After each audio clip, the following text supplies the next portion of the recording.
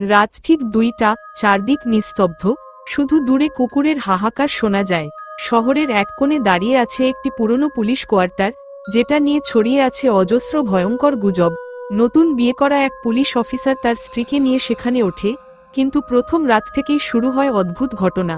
দরজার বাইরে অচেনা পায়ের শব্দ, আয়নায় অস্বাভাবিক ছায়া, আর গভীর রাতে ফিসফিস করা কণ্ঠ, যা ধীরে ধীরে তাদের জীবনে নিয়ে আসে অন্ধকার আতঙ্ক।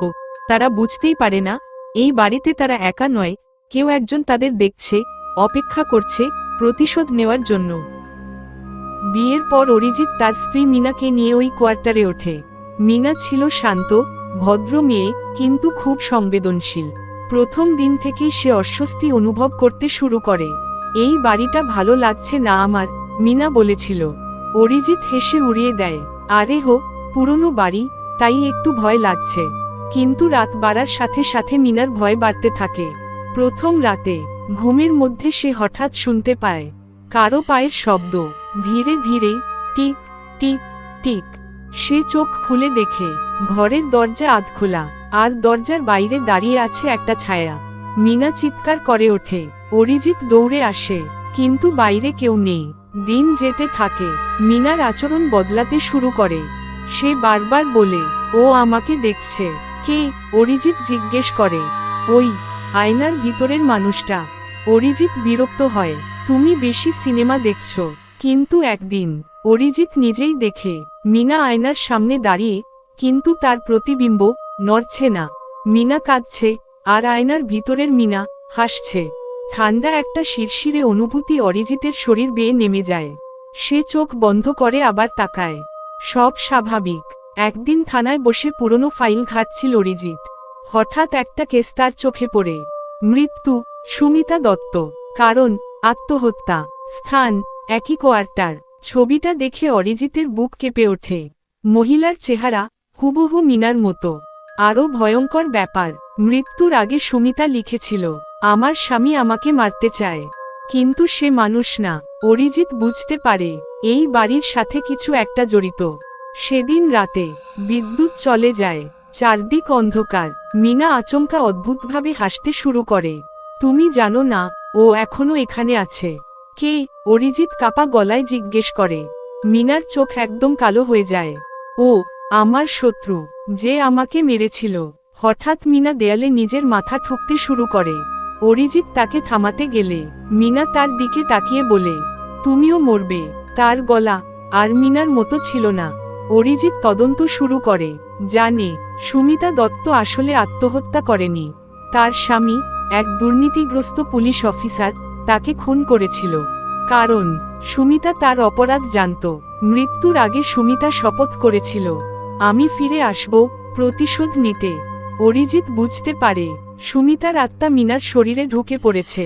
কিন্তু কেন? এক রাতে সে দেখতে পায়, মিনা আয়নার সামনে দাঁড়িয়ে কথা বলছে, আমি ফিরে এসেছি, এবার শেষ করব। হঠাৎ আয়নার ভেতর থেকে আরেকটা মুখ বেরিয়ে আসে। এক পুরুষ, রক্তাক্ত। সে চিৎকার করে, আমাকে ছেড়ে দাও। অরিজিৎ বুঝতে পারে, ওই পুরুষটাই সুমিতার স্বামী। তার আত্মাও বন্দী এই বাড়িতে। সেদিন রাতে ঝড় ওঠে, ঘরের দরজা জানালা নিজে নিজে খুলে যায়। মিনা হঠাৎ বাতাসে ভেসে ওঠে। তার শরীর দিয়ে অন্য এক কণ্ঠ ভেসে আসে, আজ প্রতিশোধের দিন। অরিজিৎ চিৎকার করে, মিনা, ফিরে আসো। কিন্তু দেরি হয়ে গেছে। আয়নার ভিতর থেকে সেই রক্তাক্ত মানুষ বেরিয়ে আসে। তার চোখে আগুন। সে অরিজিতের দিকে ছুটে আসে। অরিজিৎ বন্দুক বের করে গুলি করে, কিন্তু গুলি ভেদ করে যায়। কোনো কাজ হয় না। ঘরের ভিতর রক্তের গন্ধ ছড়িয়ে পড়ে। মিনা চিৎকার করে, আমাকে বাঁচাও। অরিজিৎ বুঝতে পারে, যদি এখন কিছু না করে, মিনা মারা যাবে। সে পুরনো ফাইল থেকে পাওয়া মন্ত্রটা মনে করে, জোরে জোরে পড়তে শুরু করে। হঠাৎ চারদিক কাঁপতে থাকে, আয়না ফেটে যায়। দুটো আত্মা চিৎকার করতে করতে মিলিয়ে যায়। সব শান্ত। মিনা মাটিতে পড়ে আছে, ধীরে ধীরে চোখ খুলে বলে, সব শেষ। অরিজিৎ তাকে জড়িয়ে ধরে, হ্যাঁ, সব শেষ। কিন্তু সত্যিই কি সব শেষ? কয়েকদিন পর অরিজিৎ আবার থানায় যায়। হঠাৎ সে দেখে নতুন একটা কেস ফাইল এসেছে। মৃত্যু, অরিজিৎ সেন। কারণ, অজ্ঞাত। তার হাত কাঁপতে থাকে। সে পিছনে ফিরে তাকায়। দেখে মিনা দাঁড়িয়ে আছে, কিন্তু তার চোখ একদম কালো। সে ধীরে ধীরে হাসে। প্রতিশোধ এখনো বাকি। ঘরের সব আলো নিভে যায়, আর দূরে কোথাও একটা ভয়ঙ্কর হাসির শব্দ ভেসে আসে। অরিজিৎ থম মেরে দাঁড়িয়েছিল। তার নিজের নাম মৃত্যু, অরিজিৎ সেন। এটা কিভাবে সম্ভব? সে তো বেঁচে আছে। হঠাৎ তার মাথার ভেতর যেন হাজারটা আওয়াজ একসাথে বাজতে শুরু করলো। তুমি বেঁচে নেই, তুমি সেই রাতেই মরে গিয়েছিলে। অরিজিৎ হাঁটু গেড়ে বসে পড়ে। তার মনে পড়তে থাকে সেই রাত, ঝড়, আয়না ভাঙা, আর একটা মুহূর্ত যখন সে মাটিতে পড়ে গিয়েছিল। তখন কি সে সত্যিই মারা গিয়েছিল? ধীরে ধীরে সে মাথা তুলে তাকায়। মিনা দাঁড়িয়ে আছে দরজার কাছে, কিন্তু এবার আর সে মিনা না। তার মুখে এক ভয়ঙ্কর বিকৃত হাসি। তুমি বুঝতে পেরেছ অবশেষে, সে ফিসফিস করে। অরিজিৎ কাপা গলায় বলে, তুমি মিনা নও। মিনা হেসে ওঠে, আমি সুমিতা। ঘরের তাপমাত্রা হঠাৎ কমে যায়। দেয়ালের রং ফ্যাকাশে হয়ে যায়। তুমি ভাবছিলে তুমি আমাকে বাঁচিয়েছ? না, তুমি আমাকে মুক্ত করেছ। সুমিতা ধীরে ধীরে এগিয়ে আসে। সেই রাতে তুমি যখন মন্ত্র পড়ছিলে, তখন তুমি আমাকে না, আমার শত্রুকে মুক্ত করছিলে।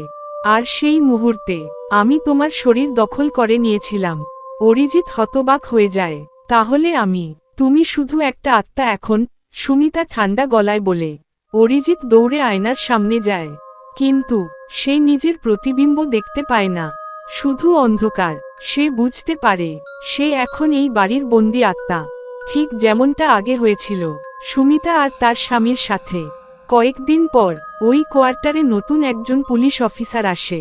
তার নাম রাহুল। সে তার স্ত্রীকে নিয়ে ওই বাড়িতে ওঠে। প্রথম রাতেই তার স্ত্রী বলে, এই বাড়িটা ভালো লাগছে না। ঠিক একই কথা যা মিনা বলেছিল। রাত 2টা, আবার সেই শব্দ, টিক টিক টিক। রাহুলের স্ত্রী দরজার দিকে তাকায়।